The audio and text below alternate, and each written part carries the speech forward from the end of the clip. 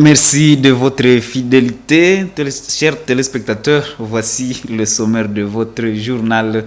Sensibilisation contre le tabagisme. Le personnel soignant appelle ceux qui se livrent à cette pratique à l'abstinence. À l'occasion de la journée mondiale sans tabac, ce vendredi 31 mai, Dr Kali Manzanzu rappelle que la prise abusive du tabac a des conséquences néfastes sur la santé de l'homme. Tout pour le sommaire.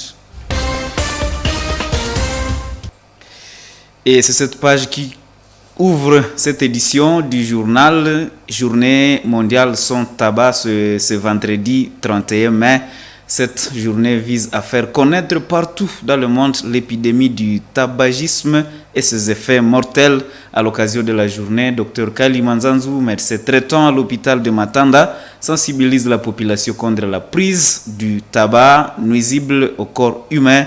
Il diagnostique environ 3 cas de personnes malades des méfaits du tabac chaque semaine. Reportage Mirembe Chitawite, rendu par Eugénie Mousseviro. Dans une interview accordée à la Moto TV ce vendredi 31 mai, Dr Kali Manzanzu indique que la consommation du tabac est nuisible à la santé. Ce personnel soignant affirme que fumer a plus de méfaits que de bienfaits. Bon, c'est plus psychologique. C'est vrai que lorsque les gens ont des problèmes, ils ont tendance à fumer, ils semblent oublier les problèmes, mais les problèmes ne disparaissent pas. Donc c'est plus psychologique que thérapeutique. On écrit même la cigarette nuit à votre santé. Donc même si on dit que la cigarette, ça essaie d'aider à oublier certains soucis, certains problèmes, ce n'est pas toujours vrai. Au contraire, on est en train de détruire le corps. Parce que dans cette fumée de cigarette, il y a des substances qui sont cancérigènes. C'est-à-dire ça conduit à produire des cancers dans l'organisme. Il y a des substances qui sont là, qui inhibent les poils qui sont dans les voies respiratoires et qui ont pour rôle de chasser les corps étrangers qui sont dans les voies respiratoires vers l'extérieur. À part les fumeurs, les gens qui vivent dans l'entourage de ces derniers sont aussi exposés. Ce médecin explique que la fumée renvoyée par les fumeurs est avalée par des gens de son entourage. Les gens, si on prend par semaine, on ne peut pas manquer 2 ou 3 personnes qui viennent pour des pathologies qui sont liées au tabac. En tout cas 2 à 3 personnes. Et pour ceux qui ont la chance, c'est juste une bronchite chronique. Mais il y a d'autres qui vont jusqu'à même à développer des cancers. Or, quand on est au stade des cancers, là, ça devient compliqué. La cigarette va abîmer les voies respiratoires. La boisson va abîmer les autres organes comme le foie, comme le pancréas. Et même parfois, ça peut même aller jusqu'à détruire les tubes digestifs dans les intestins. Donc là, c'est surtout le foie et le pancréas qui sont détruits. Puis, en plus de ça, vous avez aussi les voies respiratoires. Docteur Kalima dit que fumer est encore très risqué pour les femmes enceintes car il peut provoquer des complications graves sur les fœtus. Chez les femmes, il y a une substance, toujours la nicotine, qui inhibe les poils qui font avancer l'ovule dans la trompe. Ce qui fait qu'une femme qui fume peut à la longue développer une grossesse dans la trompe. Donc vous voyez que ce sont des complications qui sont très graves et donc le mieux serait de ne pas fumer. Protéger les enfants de l'ingérence de l'industrie du tabac est le thème choisi pour cette année. Ce thème était plaidoyé de l'Organisation mondiale de la santé pour que l'on arrête de cibler la jeunesse avec des produits du tabac nocifs.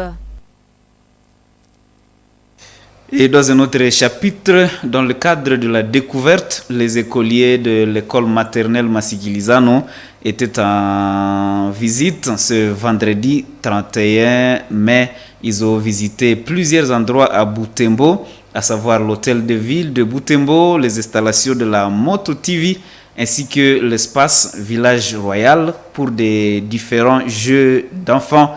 Les responsables de cette école maternelle appellent les parents à envoyer leurs enfants au sein de cette école pour bénéficier des meilleurs encadrements. Plus de détails dans ce reportage de Samuel Wainda rendu par Nelly Mwengeshari. Il est 8h30, les mignons, les joyeux, les gentils de l'école maternelle Maskilisano et leurs encadreurs quittent leur cours scolaire. Bien habillés, ils marchent à Chanta pour effectuer une visite dans certains lieux de la ville. Ils commencent par la mairie de Butembo. Ici, ils visitent certaines salles. Dans cette salle, sur les murs, sont affichées les photos de maires qui ont dirigé la ville de Butembo depuis sa reconnaissance. Dans la cour de la mairie, ils ont suivi quelques explications sur l'histoire de la ville de Butembo. Le maire de ville actuel s'appelle comment? Le maire de ville s'appelle Moa Baheki Dali Projet. Bravo.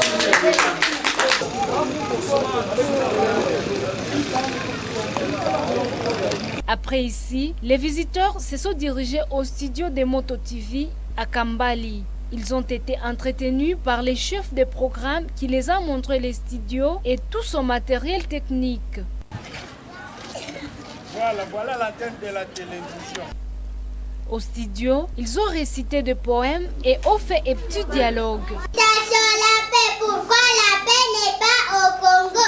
L'amour, papa, je peux te poser une question? Bien sûr. Papa, c'est quoi l'amour? C'est une belle question, mais un peu difficile. L'amour, c'est un sentiment très spécial. Quel aurait ça pour quelqu'un? Après Kambali, ils se sont dirigés au village royal pour les jeux d'enfants et le partage des repas fraternels. Selon la sœur Katungu Kaoma Espérance, directrice de cette école maternelle, cette excursion a été organisée dans le but de faire découvrir à ses apprenants certaines matières apprises à l'école. Elles appellent d'autres parents à faire inscrire leurs enfants dans cette école pour un meilleur encadrement et une bonne éducation. Nous appelons parents de nous amener les enfants parce que l'enfant à l'âge de 3 ans, à partir de 3 ans jusqu'à 5 ans, il capte mieux ce qu'il voit, ce qu'il touche, ce qu'il attend.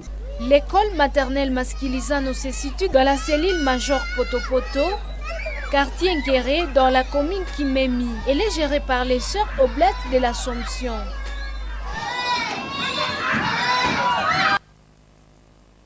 Et la loi congolaise prévoit des sanctions contre l'effraction de diffamation. Maître Sekera Kivasouamo prévient la communauté de s'abstenir de toute publication d'images et messages portant atteinte à la dignité humaine.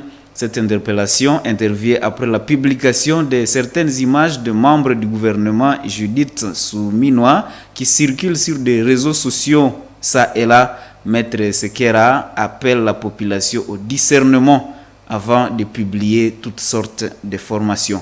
Suivez-le dans ses propos recueillis par Gérard Mourif. Par rapport à l'effraction de diffamation, parce que généralement, ce sont des photos qui sont publiées dans l'objectif de porter atteinte à l'honneur de la personne ou bien de la discréditer devant le public. En fait, la loi dit que par rapport à l'effraction de la diffamation, parce que généralement, les photos sont publiées, mais il y a aussi des phrases qui accompagnent des photos avec des propos de nature à porter atteinte à l'honneur de la personne. Il faut dire aux personnes qui les publient que, en fait, la loi dit que lorsque vous publiez, vous mettez à la place publique un écrit contre quelqu'un ou vous faites des propos, par exemple, de façon, vous faites des propos de façon verbale, dans l'objectif de discréditer quelqu'un auprès du public, que les faits soient vrais ou faux, la loi sanctionne ce comportement-là. C'est vrai, quelqu'un peut dire non, c'est vrai que ceci avait eu lieu, mais la loi dit que quand tu les fais, tu les mets devant la place publique et qu'on déduit que c'était vraiment pour diminuer la personne, c'est sanctionnable. Que ce soit vrai ou faux, c'est une façon en fait d'interpeller les gens. Mais il y a aussi le code numérique qui a été déjà promulguée depuis l'année passée, à moins que je ne m'abuse, et qui prévoit aussi que publier des images ou même des audios, des messages qui sont de nature à discréditer les personnes ou à porter atteinte aux bonnes mœurs, que ce comportement-là aussi est sanctionnable. D'ailleurs, la loi dit celui qui initie et même celui qui propage ces images-là. C'est-à-dire ici, vous voyez dans le groupe WhatsApp, lorsque quelqu'un propage ce genre d'image, il prend aussi un risque. Parce que cette personne-là qui propage peut aussi être poursuivie. Et nous parlons sport sans transition. Le nouveau ministre des Sports et Loisirs doit s'investir dans la construction des stades reconnus par la FIFA selon les normes, et cela dans plusieurs milieux du pays. C'est ce que suggère Ismaël Kabouyaya, analyste et journaliste sportif en ville de Butembo. Il l'a dit alors aujourd'hui, 3 jours après la nomination de Didier Boudimbu au ministère des Sports et Loisirs en République démocratique du Congo.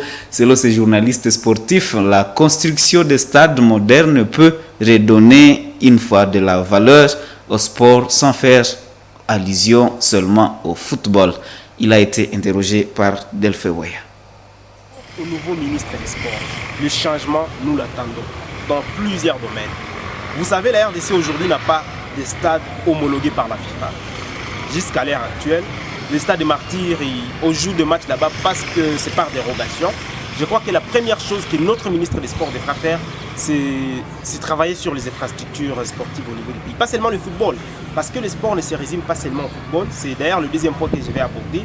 Il faudra que le ministre arrive à construire des stades au niveau de la République. Pas seulement à Kinshasa, pas seulement à Lubumbashi, mais on a également besoin de stades à Kindu, on a également besoin de stades modernes. Pas des stades pour jouer seulement le foot, mais des stades qui seront homologués par la FIFA.